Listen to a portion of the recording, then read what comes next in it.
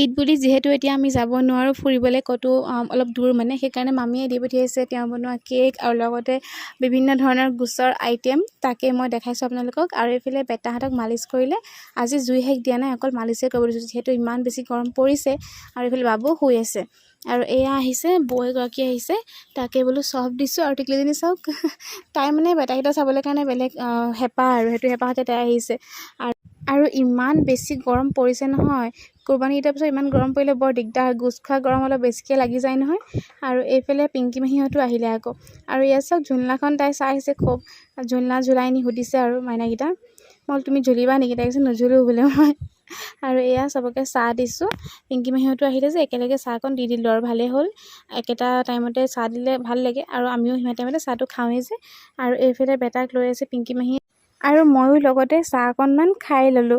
পিছত আকৌ অকলে খাবলৈ মন নাযায় যে, চাহ তাহ খাই চবেই বহি কথা চথা পাতিলে অকণমান টাইম, তাৰপিছত আকৌ চব গুচি গ'ল। তাৰপিছত আকৌ আমি অকলশৰীয়া হৈ গ'লোঁ। মানুহবোৰ থাকিলে যে ভাল লাগে, বেটাহঁতৰ লগতে টাইমটো ধুনীয়াকৈ চবৰে পাৰ হৈ যায়, আৰু মোৰো ভাল লাগে। এয়া চাওক তাই বিচি আছে বেটাক কেনেকৈ। আজি মিনিৰ লগত ইমানেই আছিলে বাৰু দেই, বাই।